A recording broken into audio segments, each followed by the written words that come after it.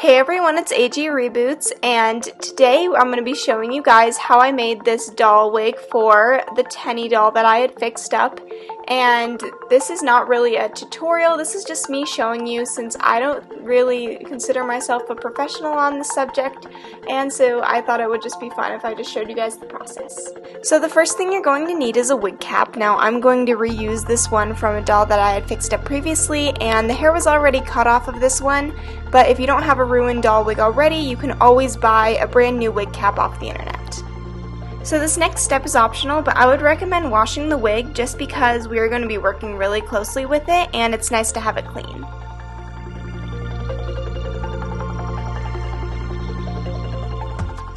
And again, this is optional, but I'm just going to be brushing out the wig so that there's no tangles.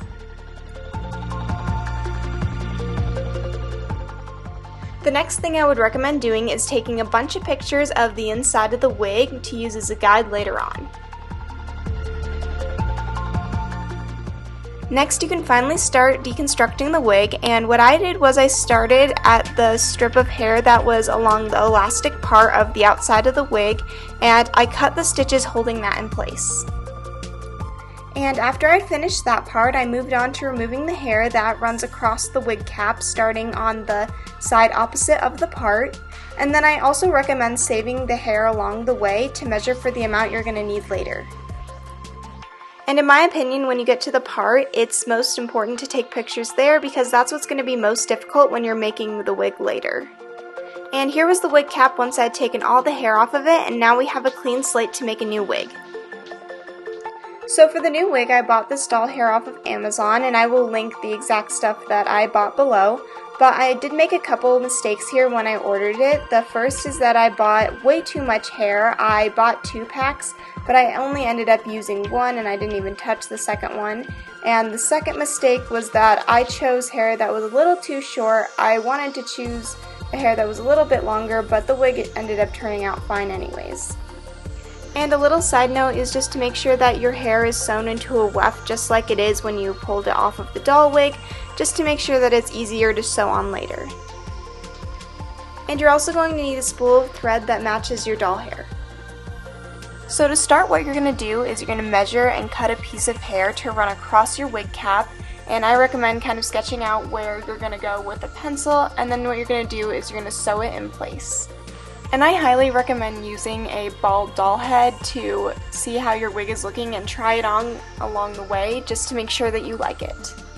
And if you want, you can use a sewing machine for this. I prefer hand sewing because you have more control, but it would be faster to do it that way. And I probably should have mentioned this earlier, but you're going to want to cut pieces of hair that are long enough to wrap underneath the sides of the wig cap so that you don't have the edge of the wig showing on the doll.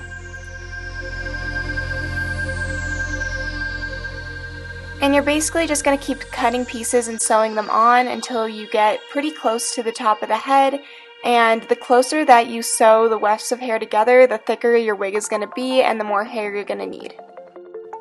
So when you've sewn enough hair so that the elastic part that runs around the edge of the wig is no longer showing, that's when you're going to start running hair kind of along the sides and stop going around to the back, and it's going to look something like this because next we're going to be kind of working on the part. Now it's super hard to explain exactly how to do the part, but I think it's a lot easier if you've taken apart a doll wig. You can kind of see how it's structured, but what I'm going to be doing is sewing a bunch of these hair wefts together and then sewing them backwards in the opposite direction so that they kind of form together like this. And then I'm going to be splitting that hair down the middle to create the part. And then once that's done, you're going to want to fill in the rest of the blank space with hair.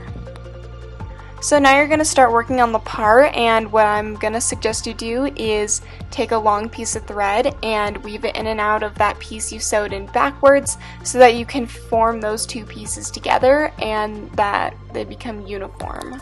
So now you can kind of see where I'm going with this whole part thing, and so you're going to split the hair down the middle and then pin it to the sides, and then you're going to take hot water and you're going to dunk it all over the wig so that those pieces lie flat and you have a part. And then here I'm just showing you I added a little piece of hair along the bottom and filled in all the rest of the hair where necessary.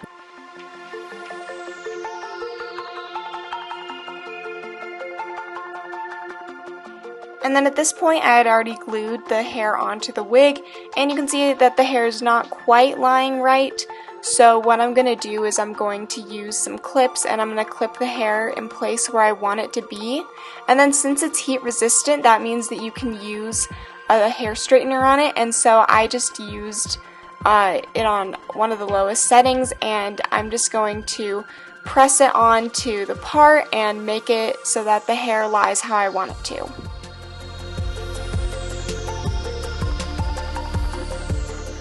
And after using the hair straightener, you can see how much more sleek the part looks.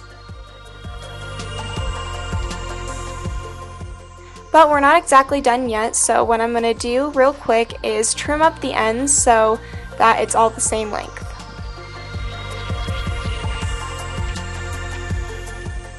And here's what it looked like after. I chose to leave mine a little bit layered since my hair was a little bit shorter, but I still think it looks really nice.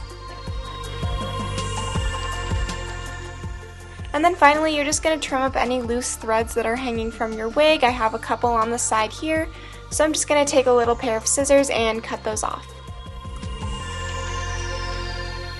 And this is the final result. I'm really happy with how it turned out, and I definitely want to make more doll wigs in the future.